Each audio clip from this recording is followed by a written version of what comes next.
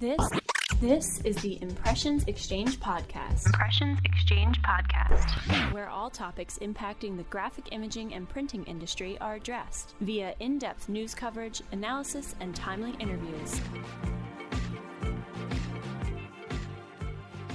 Hi, everyone, and welcome to this special Impressions Exchange podcast series for Women's History Month. My colleague, Denise Gustavson, who is Editorial Director, Special Projects Editor, and Editor-in-Chief of Wide Format Impressions, is taking a break from her special series hosting duties this month to become a guest on this series, dedicated to celebrating women in leadership roles within the printing industry. We talk about International Women's Day and Women's History Month, and what it means to her.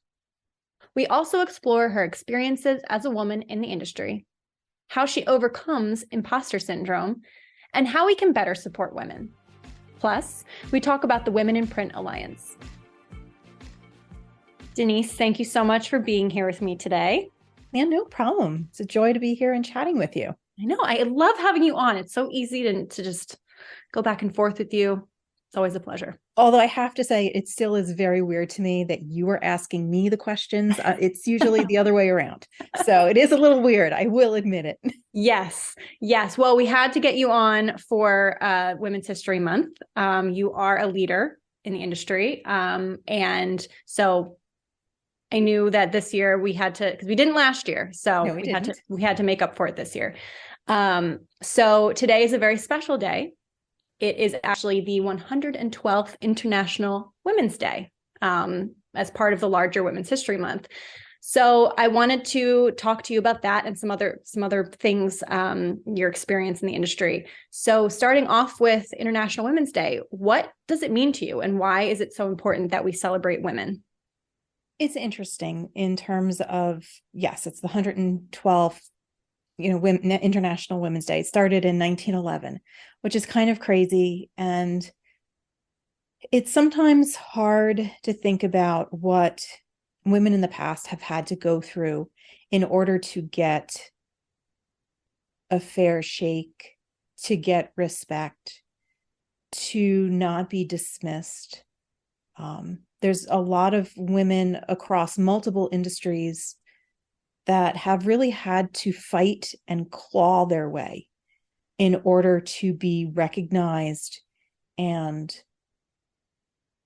be just viewed as an equal. And I think that's really what, to me, a lot of this is about, is we're not looking necessarily for the pat on the back, the attaboy, or attagirl in this case. We're human. We want to be treated the same as anyone else. Mm-hmm.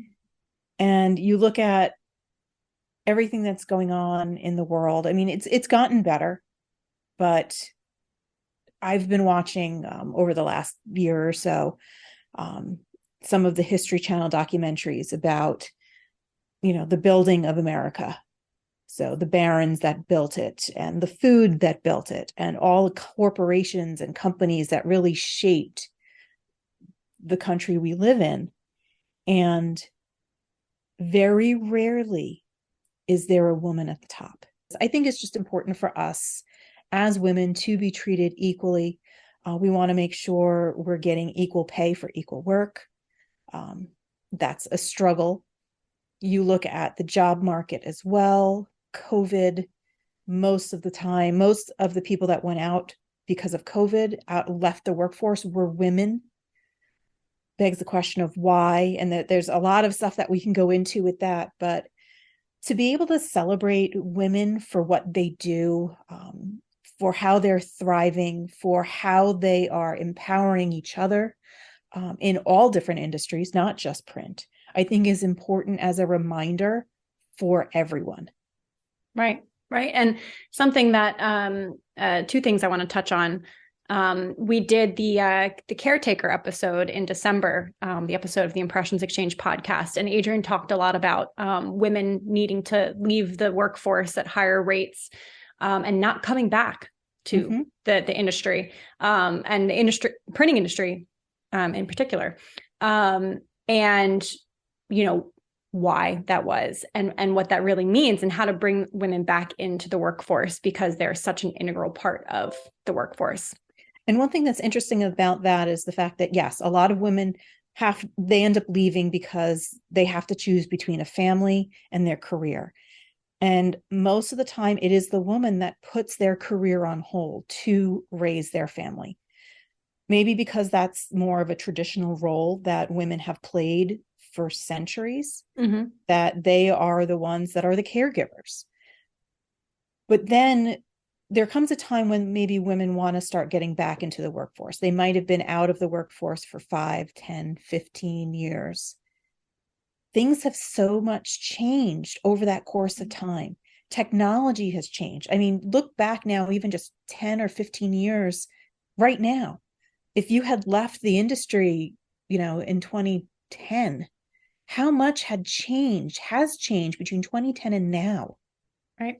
In terms of technology, in terms of process, a lot of things. So that I think is also one of the things or the roadblocks that I think women face going back to any industry is there's a fear of not being able to keep up, that they just are, they end up feeling that they were just left behind.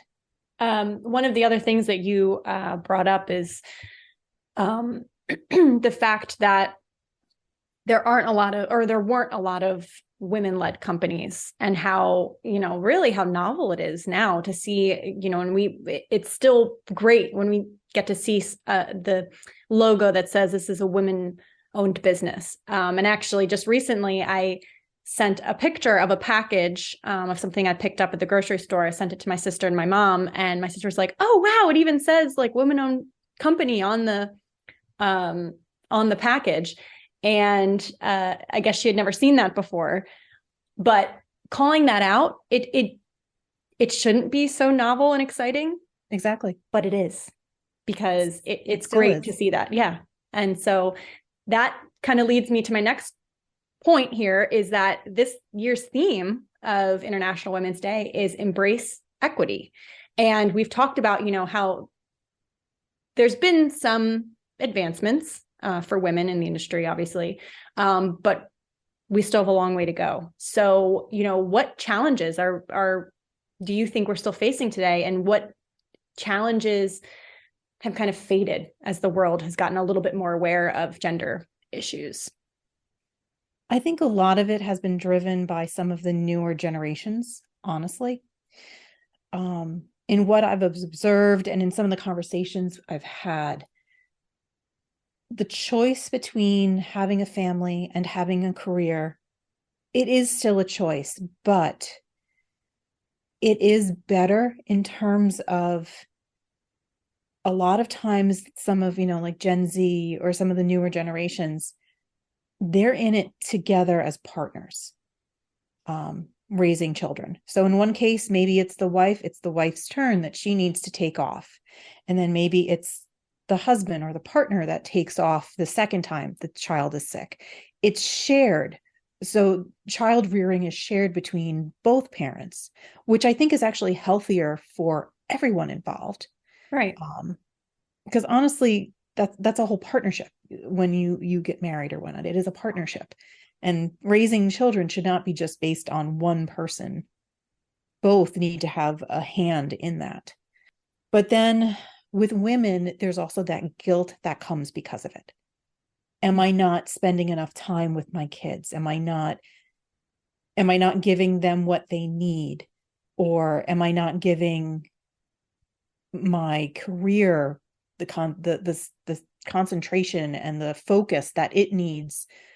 Am I being selfish because I want a career? That's something that I think women are still struggling with. Mm-hmm. I mean, overall, I think it's getting better. It's being addressed more in terms of having women in the workplace, in terms of the needs of people, just the needs of people, period. With the newer generations, they're bringing it to the forefront. And so I think it's helping not only women, it's helping men as well. Doesn't matter. I think it's a larger conversation about mental health and about work-life balance and all of these other things that are now finally coming to the forefront that 5 years ago, 10 years ago would never have been discussed. Mm-hmm. Right. And I think this is a good segue into your experience within the industry, because you are a leader in the industry. So tell me a little bit about how you got how you started in the printing industry. It's funny.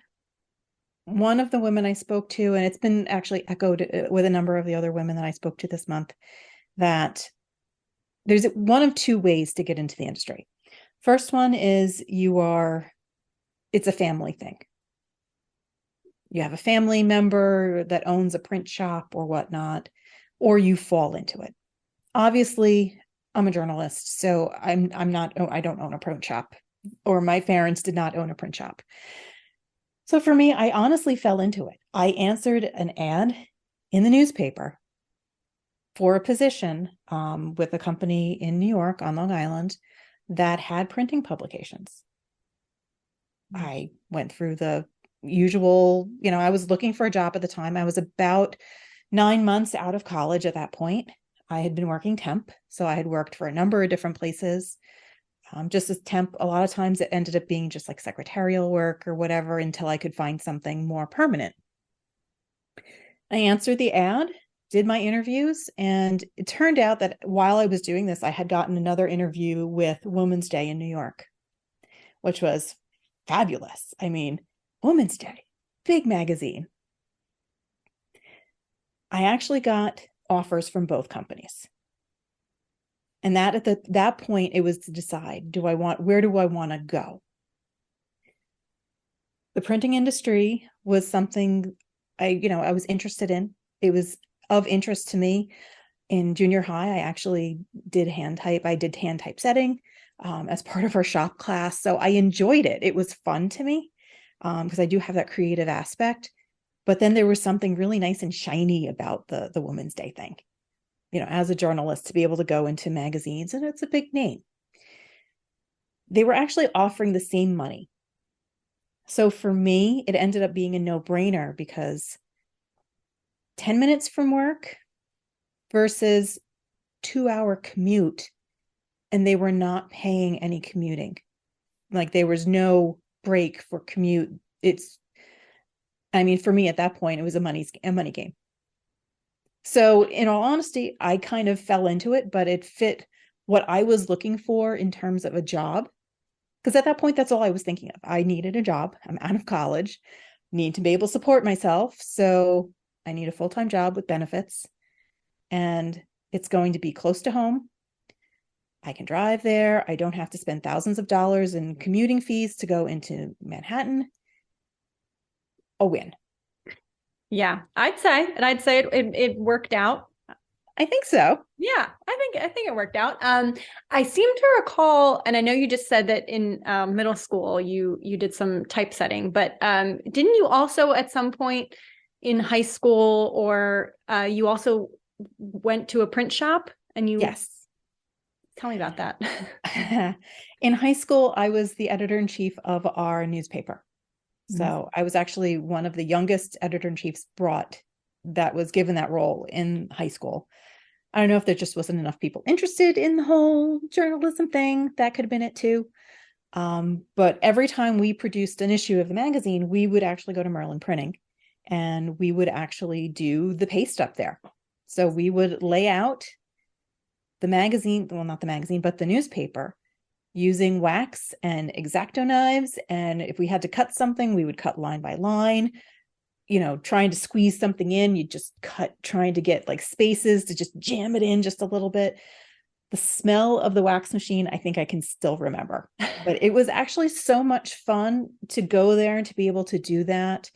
And we had other, we basically were left on our own when we were doing that. But if we had a question about something, there was people, some of the other graphic designers and layouts folks were there that could answer questions for us. But it was a great learning experience to be able to learn that whole process. I mean, honestly, in college, I did the Pioneer at CW Post, so did that as well. When I started there, they were just getting into desktop publishing. Mm-hmm. So they were still doing some paste up, but they had moved over to doing PageMaker and doing everything on the computer. So that was a change as well. Mm-hmm. But it was fun to be able to learn. We had the little iMacs, the Macs, the square guys, for doing all our stories. So I am a Mac girl through and through. I will tell you that. You're in a leadership position within our company. And I know you previously were as well. So can you tell me about some of the high points of being a leader and maybe also some of the challenges? And maybe if you could also loop in some of the stories that you've heard from other women this month too. It's very funny. And not that, and I've said that a couple times during this conversation. Sometimes I don't consider myself a leader. I'm just part of the team. I don't know if that's just how I was brought up, but I understand that I am a leader. And sometimes it's hard to wrap my head around that. I guess that kind of goes into like the imposter syndrome. Imposter syndrome, yes. That, I mean, I've been doing this job in one way, shape, or form for 25 years. So I started out in, editorial assistant, and I climbed the ranks. I moved up. So it is interesting. I think it's important in general to have women in roles of leadership roles, especially to have them in the C-suite, because when I was coming up through the ranks, most of the time the publishers were all male. Even within our within the company I was at before, there was very few women in charge of specific brands. It was mostly men. And in some cases, if a woman was in charge, it was a different attitude that was expressed toward them. There was eye rolling about things that they wanted. It was tough sometimes to navigate. I learned a ton from one of my editors, Karen Hall, who was with me when I started, and she had a long experience in journalism in the print industry. And she was fantastic and great at helping to mentor me and show me what needed to be done. So I learned a lot from her, just the process of editing and writing, and you learn it in school, but it's different when you're in the industry. And I mean, that could be the same thing for anybody, even in the print industry in general. You might learn how to be a graphic designer. You might learn how to do other things, but it's not until you get into the industry and you're doing it in day to day that you really understand what's involved with it and the skills that you need. You might have some of them, but then you still need to be that sponge and grab and pull everything up. Would I have liked to have seen more women in roles throughout my career? Yes, I would have, because that would have given me a little bit more, maybe motivation, or not no motivation, but encouragement maybe to lean into a role as a leader or a mentor. Representation matters. I mean, we talk about that with, people of color in movies, in media, in roles, leadership roles. Same with women. If you don't have a woman in a leadership role within the company you're in, it's kind of hard to see yourself moving up and taking a role like that someday. So I think that's incredibly important. Yeah. And now I was reporting now in an industry that is mainly male dominated. The printing industry, especially, I was working with publications that were in the commercial print space, very, very male dominated. That was interesting. And it not only was the readers and those that own companies male dominated and owned by men, but now I'm going to trade shows and events and industry events, and primarily all the people on the show floor are male. And it became one of those things that, girls, as you know, we change up our hairstyles. We change the color. We do that from time to time. And by and large, if I had changed my hairstyle or color, that was the first thing people commented on when I walked into their booth. And that's, looking back, I thought, when I was younger, it was just like, yeah, what do you think? It's fine. But at the same time, if that's what you're thinking of me, and what kind of respect are you giving me? Right. If the first comment is about your hairstyle or your appearance, instead of what we're here to do, which is do an interview to learn, how I look should not have any bearing on anything. Right. And honestly, that's not a conversation that you would have talked to a man. If a man had come in and he didn't have a beard before, and now he has a beard, you don't really say anything. That would be weird. It would be weird. And it's weird the other way. I mean, it's weird in the circumstance that you just brought up. So, have there been incidents? Yes. Right. And I think, bringing more women into, we're talking specifically about the printing industry. I'm sure it's this way in other industries as well. But bringing more women into those C-suite roles will also help change that narrative that women deserve respect, can be in leadership roles, can lead organizations. And I also think that changes the perspective and the dynamic of the organization as a whole. Yeah, agreed.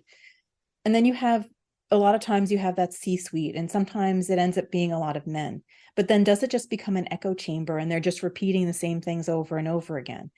By having people from different backgrounds, genders, it provides multi perspectives that I think is better for a company as a whole, to be able to have the multiple different perspectives of how you view a project, a challenge.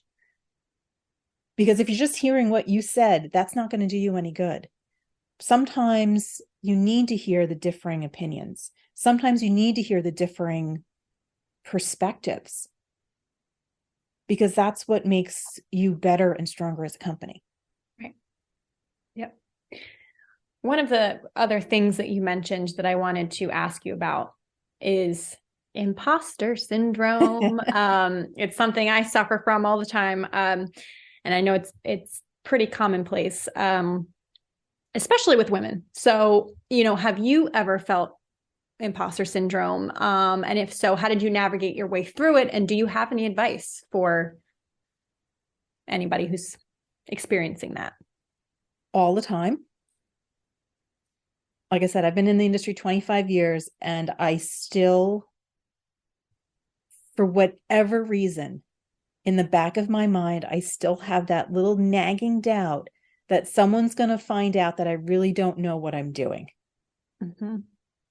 It doesn't matter that I've been in the industry, that I know what I'm talking about.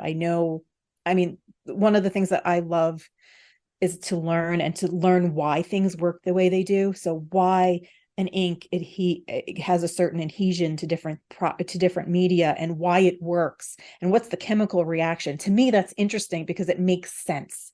I always like to know how things are made and why things do the things they do. That's thanks to my father with his scientific mind, so I will blame him entirely. But it's still, that doubt is still there. And I know that's something that women suffer from, I think, more so than anyone. Men, I don't think, ever have to worry about that. So what do? It's basically, I put my head down, I do my work. It's, part of it's you fake it until you make it. Apparently I made it, so I faked it enough. I don't know. I love that saying. It's one of my favorite sayings. I say it to myself all the time: fake it till you make it. Because I have the skills. I have the degree to back me up. I have the years of experience in terms of what I've learned about the industry. And honestly, I have people I can ask questions to if I need to learn more. I have the network as well. So it is definitely tough. And I think that's something that women in any kind of workplace, I think we all suffer from. We always want to make sure that we are better.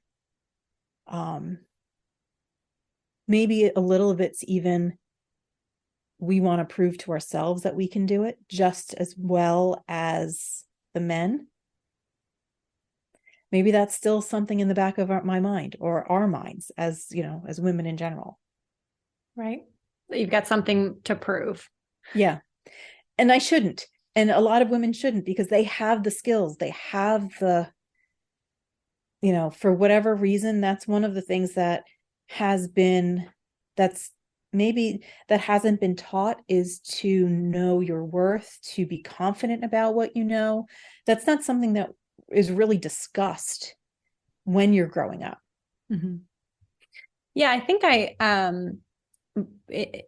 about the pay gap. There's something that I've read before, and I can't point to it exactly, but one of the reasons why men a lot of times will come into a position with a higher salary is because they negotiate more often than women do, because women don't have the confidence to speak up and say, no, this is, I know what the going rate is for this role and I should be paid X. And, unfortunately, that's something that is, for a lot of people, just ingrained in us as a society, that, men should or are expected to have the confidence to go in and negotiate. And it's just an unfortunate.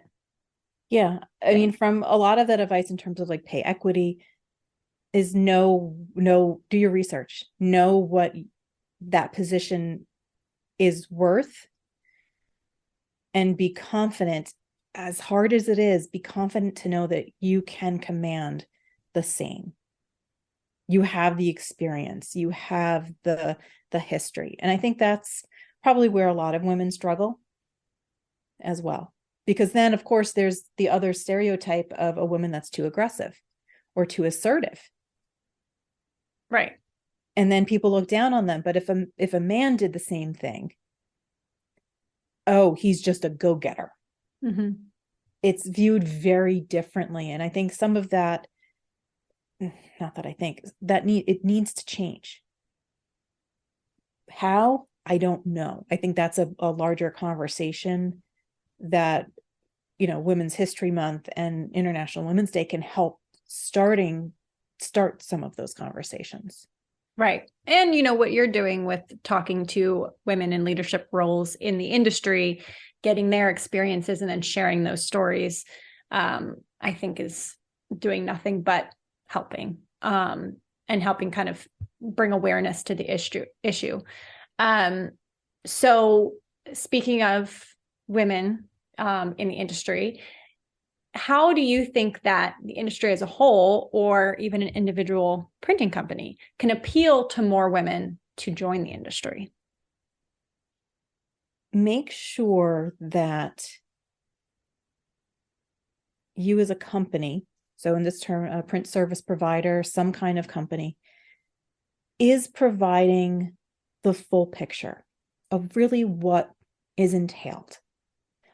Unfortunately, the print industry as a whole has a bad rap in some cases, that it's an old industry, it's an outdated industry, that it's a dirty industry, that, yes, it is manufacturing, that's fine, but not everybody runs a press. Not everybody is, lifting paper and loading paper into, some of it, yes, is physical. I think that's what, when you talk about the printing industry, that's what people focus on.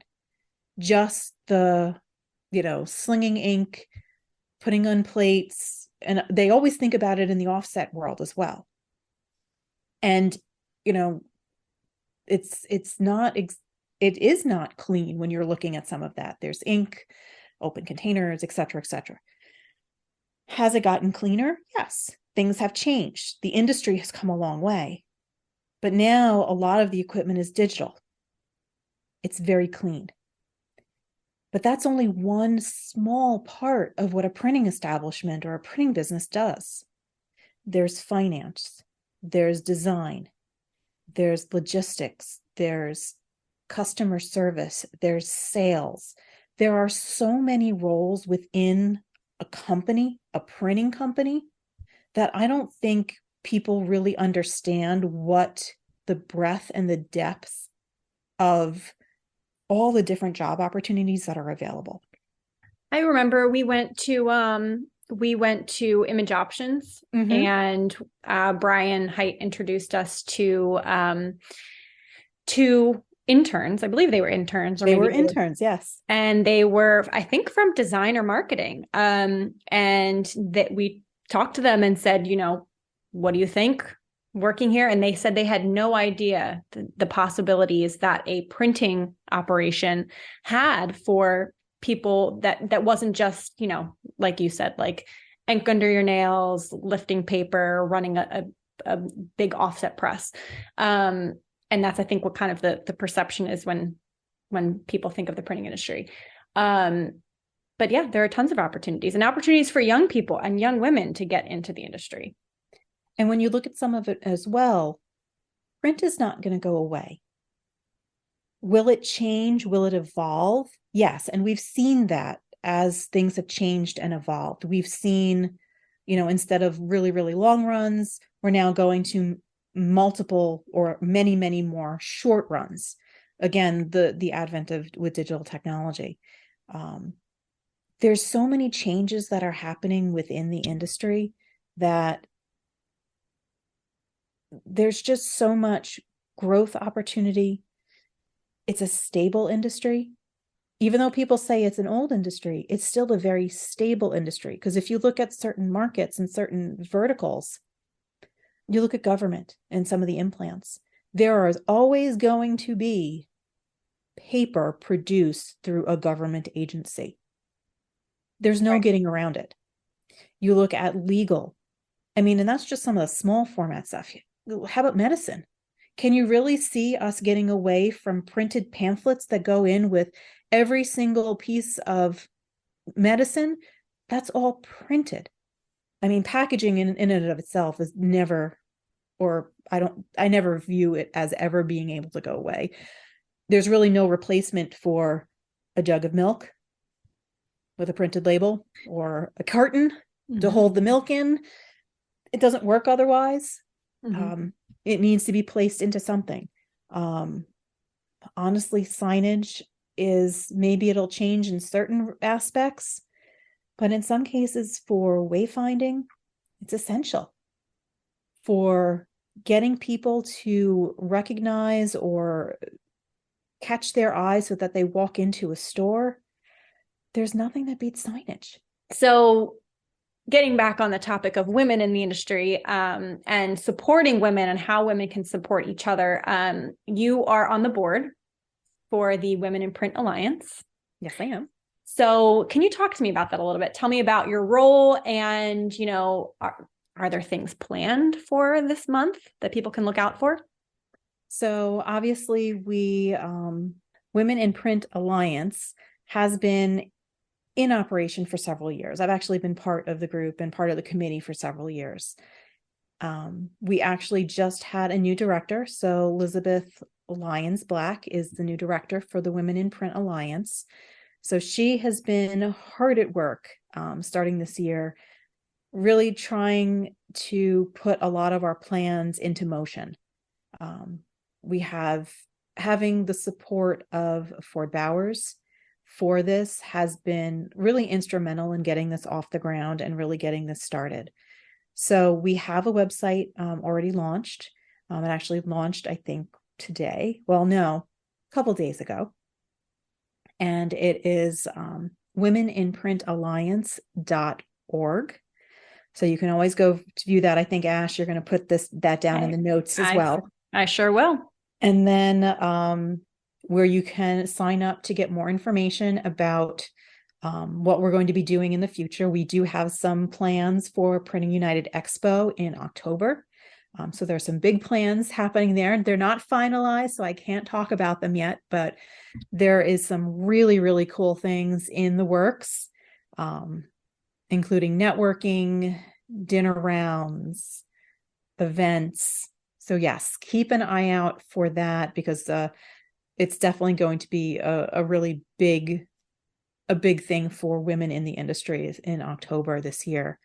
But in the meantime, you can sign up to get more information. And we also have a LinkedIn page as well for Women in Print Alliance. So feel free to join us and start having some of the conversations there as well. We're going to be posting information there and articles as we get them, to try to build our audience and build the community. So we're just, it's baby steps right now, but we have a lot in store. We have big plans. And with Elizabeth really handling the reins, I think we are going to get a lot done. Yes. And I'm very excited to see what happens with the Women in Print Alliance. And I will, for listeners, I will link to both the website and the LinkedIn page in the description, so you can check them out. Denise, is there anything else you'd want to say that we haven't talked about or that you'd want to tell our listeners? Honestly, I think we've been talking for like almost an hour. I know. Time flies when you're having fun. I know. There's probably so much more we can talk about. Obviously, making sure everybody goes and listens to all the phenomenal conversations that I had this month with women across the industry. They were phenomenal. They were funny. They were touching. It's so interesting to see everybody's journey and to see what and how they got to where they are. I mean, one of them is a graphic designer who built 2 companies. Who would have ever have thought of a graphic designer that actually was tasked with building a wide format print department from scratch? Amazing. Kind of crazy. Yeah. But this woman did it. So stay tuned. Like I said, we have new podcasts every day, every weekday during March. So make sure you're listening to that. I know Ashley will have those tagged as well down below. Yep.